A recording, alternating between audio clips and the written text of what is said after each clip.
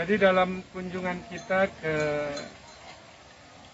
Kecamatan Aimel ini, di mana petugasnya ini Pak Muhammad Eka Saputra ini membawa para calon sarjana kedokteran hewan ya.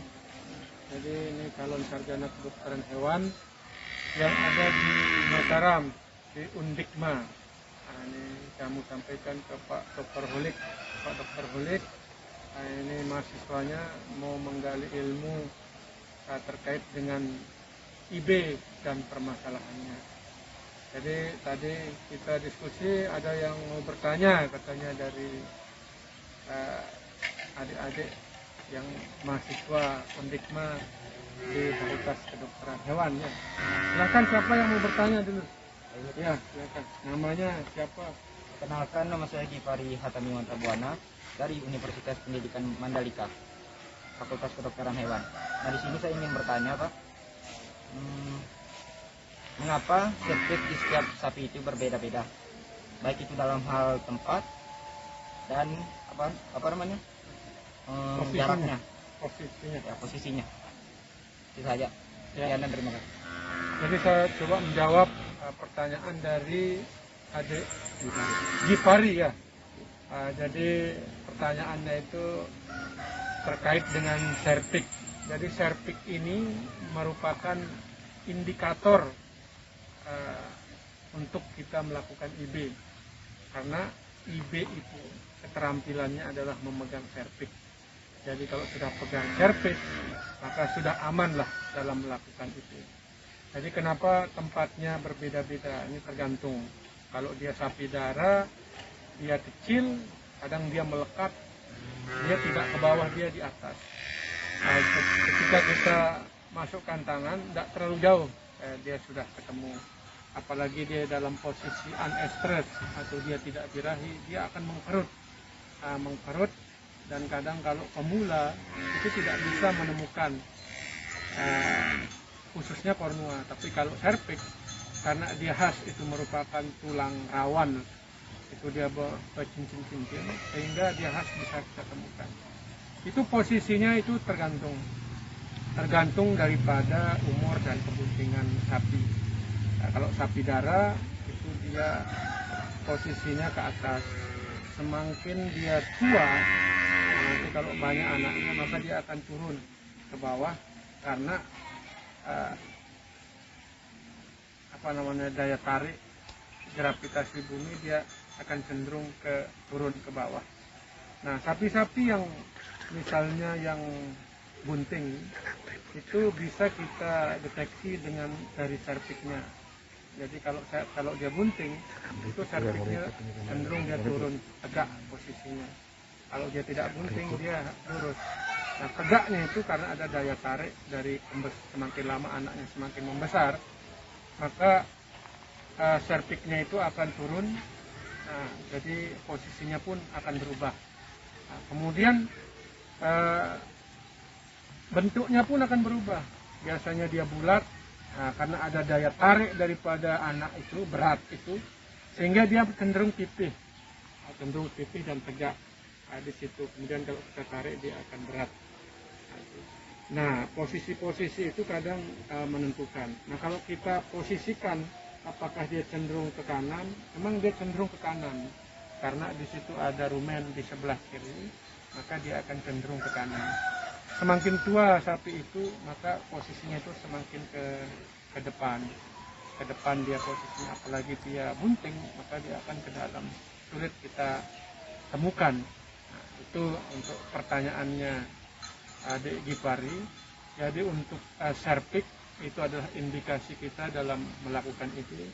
Kalau kita belum menemukan serpik, berarti kita belum sukses untuk kegiatan ini. Nah, mungkin itu ada yang belum puas untuk ini. Apalagi sudah puas. Oh ya. Untuk yang kedua ini, Baik, terima kasih. Saifi ya.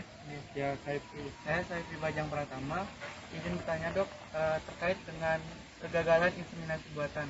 Selain dari faktor kelihayan dari inseminatornya, apa saja sih faktor kegagalan inseminasi itu dari faktor internal si sapi itu sendiri? Terima kasih. Jadi untuk kegagalan IB itu karena faktor induk atau faktor sapinya. Nah, biasa ini kan terkait dengan gangguan atau saluran reproduksi yang bermasalah. Nah, contoh misalnya kalau sapinya itu mengalami infeksi, maka atau yang kita kenal dengan endometritis, maka akan terjadi yang namanya kegagalan IB. Nah, itu kalau faktor daripada penyakitnya itu. Nah, selain itu juga biasa kalau kegagalan IB di sapinya itu penyebabnya itu biasa karena rahimnya itu tidak bersih. Rahimnya tidak bersih sehingga dalam pertemuan pelekatan dan pertumbuhan daripada janin itu dia tidak bagus.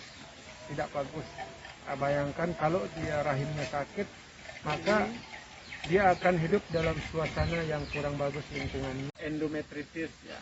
Jadi endometritis itu adalah gangguan dalam suksesnya kita membuat sapi itu bunting. Jadi kalau dia sapinya birahi, itu berarti kan sapinya dalam kondisi yang bagus. Cuma kadang dalam dia birahi kita bisa lihat nanti dari cairan yang keluar waktu dia birahi. Itu kalau dia bening itu berarti sapinya kondisinya bagus. Tidak ada kebocoran dari mukus di saluran reproduksinya. Tapi kalau dia birahi kemudian keluar cairan berwarna putih seperti awan, itu kita kategorikan sebagai gangguan. Ada kebocoran dari mukus, nah itu yang kita kenal dengan endometritis. Makanya penanganannya itu bisa kita berikan dia iodin pipidon itu 2%. Nah, itu kita semprotkan di saluran reproduksinya ketika dia birahi. Karena kalau dia tidak birahi kan serviksnya tidak terbuka. Nah, untuk endometritis itu bisa kita lakukan. Tapi kalau dia pernanahan, itu namanya piometra, itu bisa kita lakukan sepul namanya. Bisa kita berikan langsung ke rahimnya antibiotik, kemudian kita bisa melakukan injeksi sistemik atau kita suntik dia per otot atau muskulus. Itu kalau gangguan-gangguan yang sifatnya di rahim atau di kornea uteri. Ada juga gangguan-gangguan di sapi yang bukan merupakan kegagalan IB, tapi merupakan gangguan yang lain. Nah, misalnya sapinya dari darah itu tidak birahi-birahi. Kira-kira apa sih penyebabnya? Nah, penyebabnya itu untuk mengetahui itu kita harus palpasi rektal dulu. Kita melihat bagaimana ovariumnya. Jadi sapinya dari darah tidak birahi, setelah kita periksa ternyata di ovariumnya itu tidak kita temukan folikel, tidak kita temukan korpusnya. Jadi kalau di ovarium itu ada folikel dan ada korpus.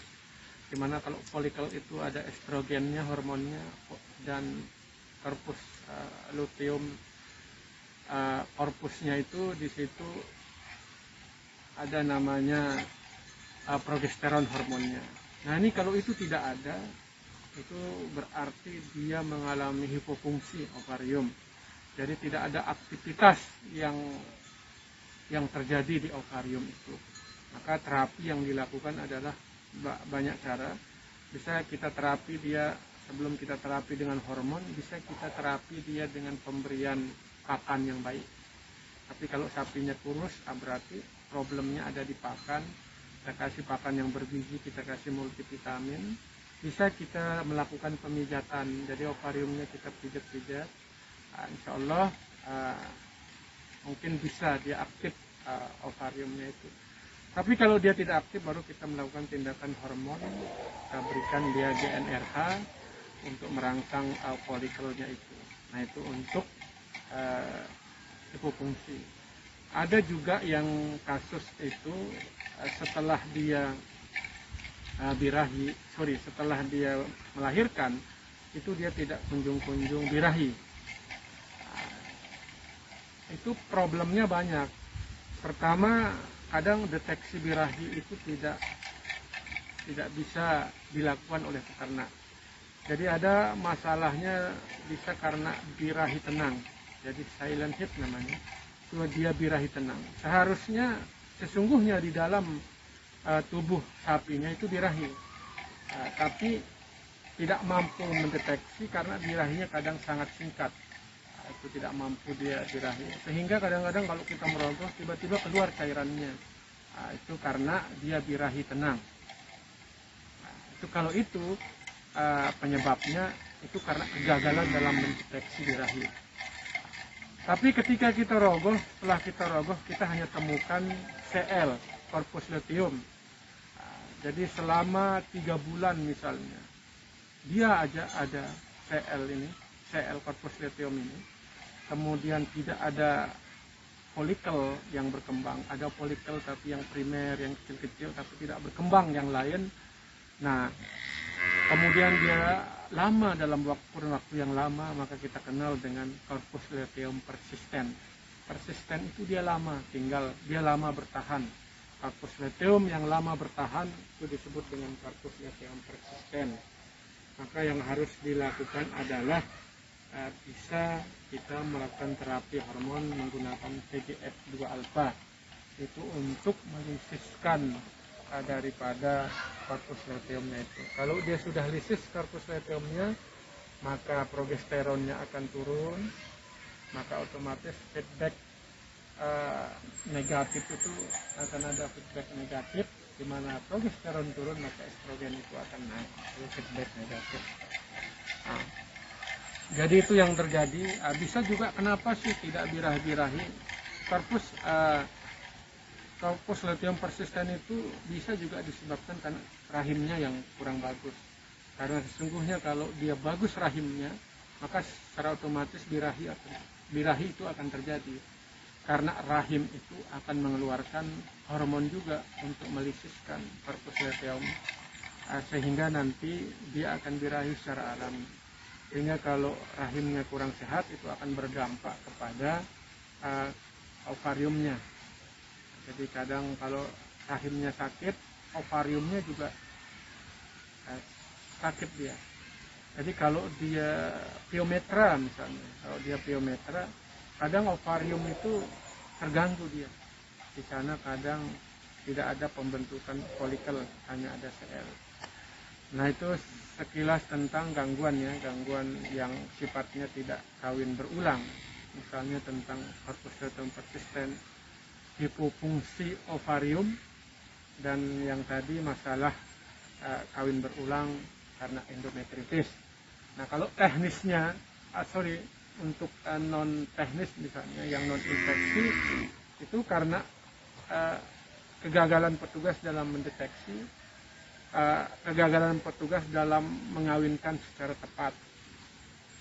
Kadang ada sapi yang sangat singkat birahinya, kadang ada sapi yang lama sampai 2-3 hari dia birahi.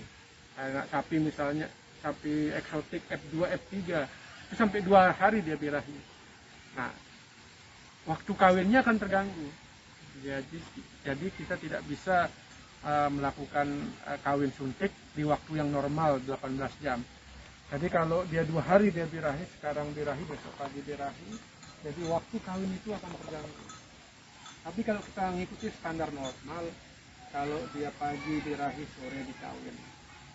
Karena itu waktu yang tepat. Sebelum dia selesai birahi dan setelah birahi itu waktu yang tepat untuk kita melakukan IB.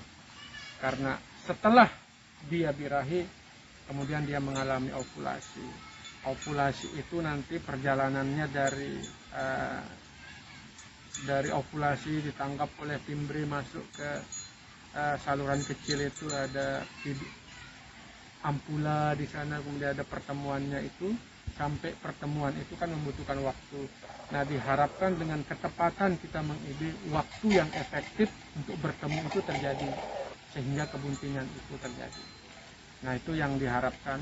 Jadi selain itu juga bisa spermanya itu lemah, karena untuk straw beku itu dia dalam posisi 80% itu kekuatannya.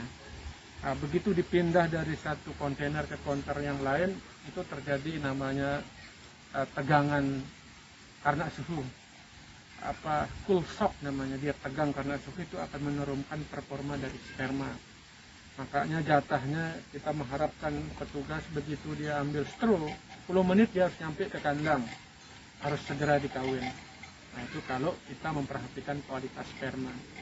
Jadi banyak yang dijelaskan di sana kegagalan-kegagalan itu. Tapi bisa kita sebagai petugas itu bikin checklist, bikin di mana kira-kira kegagalan-kegagalan itu bisa kita atur, sehingga nanti bisa kita evaluasi seluruh kegiatan-kegiatan kita di lapangan. Cuma kalau dia sapi Bali yang baru pertama kali di IB, itu biasa sekali langsung jadi. Saya biasa di lapangan begitu.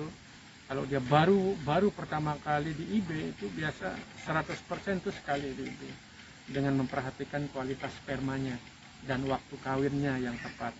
Tapi kalau dia sudah beranak dan rahimnya kurang bagus, itu biasa nanti ada rewel dia.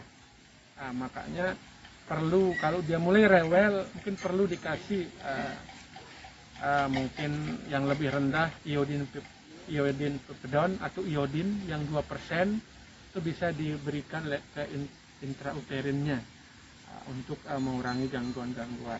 Nah, itu ya penjelasan terkait dengan repeat breeding dan kegagalan perkawinan. Tadi apa pertanyaannya? Ini. Kira-kira apa saja tanda-tanda yang kira-kira apa saja tanda-tanda sapi yang sudah bisa di distokia pada saat melahirkan? Ya. Jadi distokia itu disebabkan itu karena beberapa hal. Distokia itu pertama karena kebesaran anak. Yang kedua adalah salurannya kecil. Yang ketiga salurannya tidak berkembang. Nah, kalau salurannya kecil, anaknya besar, maka 100% akan distokia.